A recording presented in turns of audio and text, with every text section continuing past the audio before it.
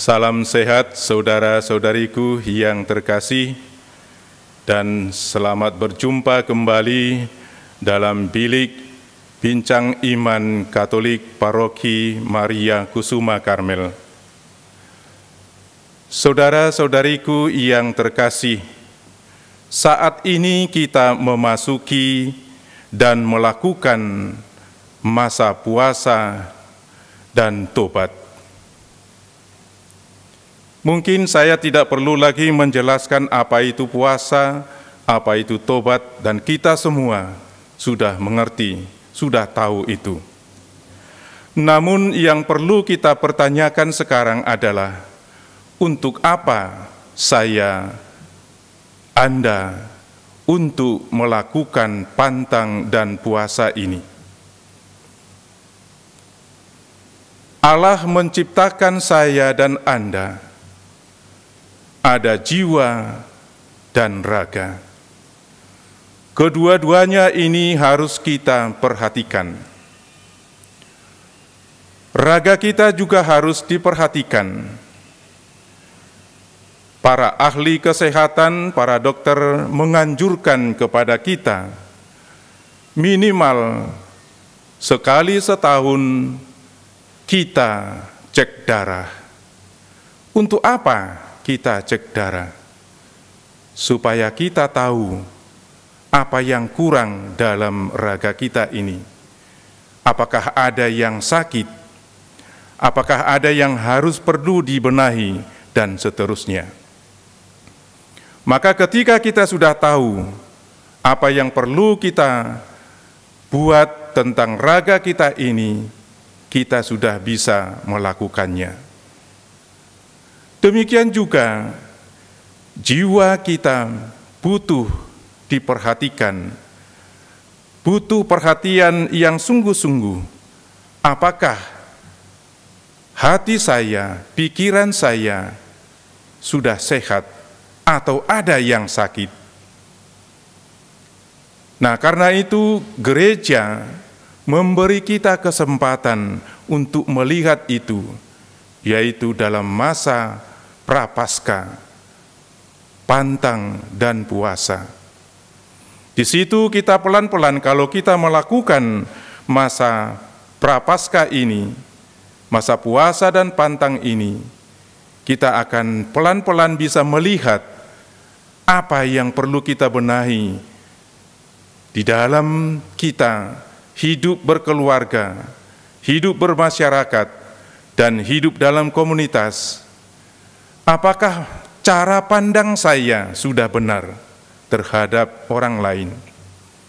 Apakah sikap saya, perbuatan saya terhadap orang lain sudah sungguh-sungguh benar seperti yang dikehendaki oleh Allah, kita sebagai gambar dan citra Allah?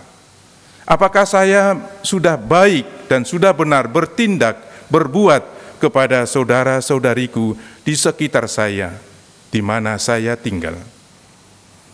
Nah, saudara-saudariku yang terkasih, mungkin sebagai ilustrasi bisa kita melihat bagaimana ulat berpuasa.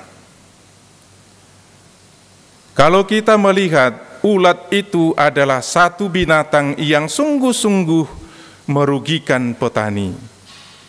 Dia bisa memakan semua daun-daun yang ada di dalam ladang itu.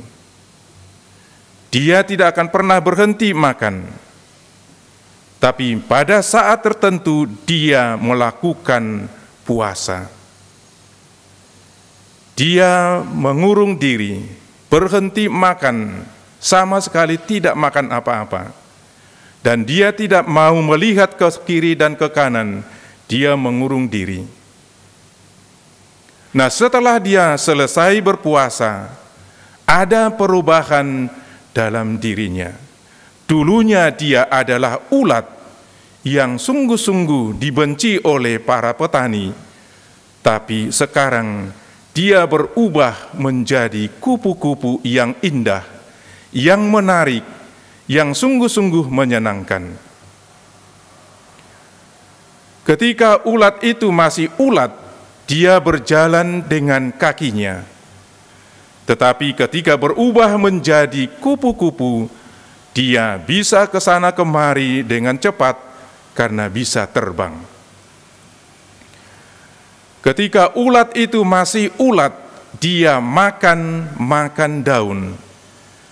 Tapi sekarang setelah dia menjadi kupu-kupu, dia makanannya adalah madu. Dulu dia dibenci oleh para petani, sekarang dia disayang karena membantu petani untuk mengembangkan pertanian, yaitu dengan penyerbukan, sehingga tanaman itu bisa menghasilkan buah. Saudara-saudariku yang terkasih, mari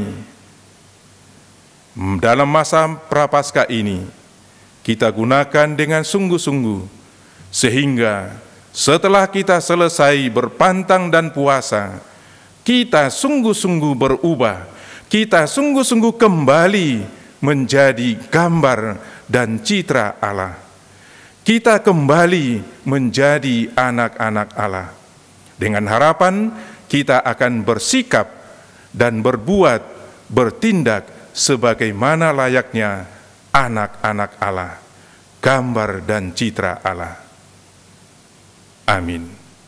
Demikian saudara-saudari yang terkasih, perjumpaan kita pada kali ini, semoga Tuhan memberkati. Amin.